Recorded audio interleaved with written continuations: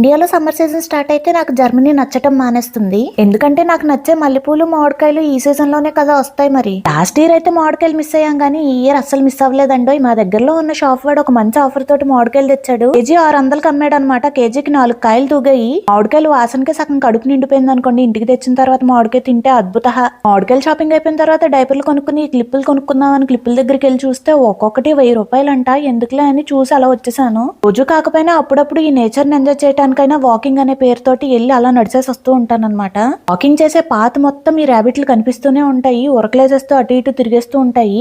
ఇదైతే హన్వి గడి ఫ్రెండ్ అండి. ఇది హన్వి. ఎంత నడుస్తారంటే మెల్లగా అదే నడకలో ఇద్దరు సేమ్ స్టైల్లో మొత్తం ఆ గార్డెన్ అంతా తిరిగేస్తారు.